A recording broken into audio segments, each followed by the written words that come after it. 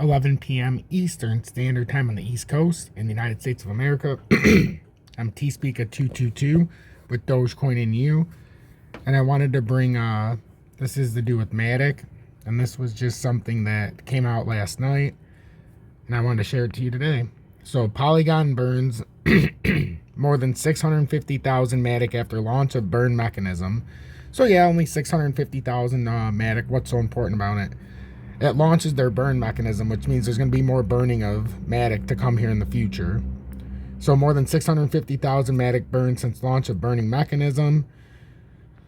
So as shared by Polygon ecosystem updates, more than 650,000 MATIC have been burned since the launch of the EIP 1559 upgrade on the Polygon mainnet in January. As seen on the Polygon burn website, a total of 658,345.05 MATIC have been burned so far. In total, more than 650,000 MATIC has been burned, inching close to 1 million USD worth of MATIC burned. So the fact they're burning MATIC and we're getting this nice level of buy, or if we get some kind of support from the broader markets where we could inch our way to $1.45, $1.46 when we hit the proper areas, this is intriguing to me. So this is the kind of stuff I need to share with you guys, and I will share with you guys more often. So the much anticipated EIP 1559 upgrade launched in January allows Polygon's native token MATIC to be burned in a three-step affair, which is first initiated on Polygon and then completed on Ethereum. This is similar to a withdrawal transaction on Polygon, but instead of the tokens being received by a user, they are burned and removed from the total supply. Each time a user pays for a transaction, the base fee gets locked on the burn contract on Polygon, and the priority fee gets paid to the validator. Once MATIC gets accumulated on the burn contract, users can initiate the burn process for Polygon.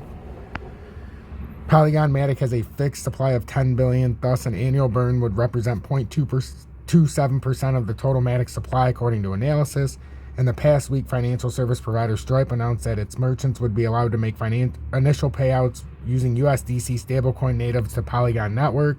Polygon also unveiled SuperNets, a scalable blockchain infrastructure that aims to ignite mass adoption of Polygon and Web3. Polygon says its goal is to bring mass adoption to Web3 and thus sees the concept of SuperNets as a major step toward achieving this goal, thus is committing $100 million to its development and adoption.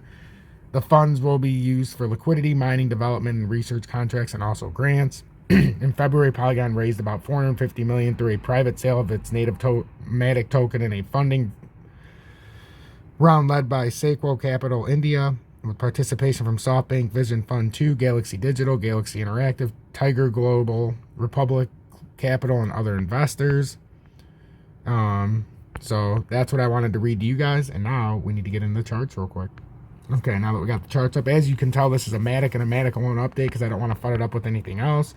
A lot of good stuff happening with MATIC, and as we know in the pattern, we have this descending triangle that we're going to have to break out of before we can do anything fancy. But eventually here, we're going to have to get some kind of, retest of some area. But the question is where does it start? Right now it looks like L. And we got a descending. We can even make the pattern in this, which I dare say we could probably do something in this area as well with these points of contact.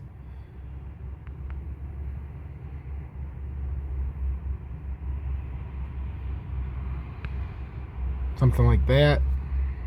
So if we're using this kind of a support for MATIC, it's going to be a declining support. We hit $1.22, but I still think we can come down to $1.13. If we get rejected, we're going to come down farther. The only reason I drew that part of the pattern is because if we come across up here, you'll see what I'm doing. I'm just trying to get a reference point here. So you see what I just drew out. So that kind of becomes like a smaller triangle that formed in here, which is also another descending triangle. Descending support, descending resistance, making it a descending triangle. A smaller descending triangle within a much bigger descending triangle, which now we can call maybe a fractal. But that's what I'm seeing here. So, once we break down out of this, so this is what the reason why we draw this out is we might have a bounce up here to $1.28. That's my point. So now until we break out of the smaller descending triangle, you can actually play this pattern until we break down, right? So I'm just trying to give you guys the up to the minute, up to the date information, maybe a way to trade the market. I'm not doing anything yet, but it is an opportunity. And if you were to get in right here, you would simply have your stop loss at $1.22. Stay blessed, everybody.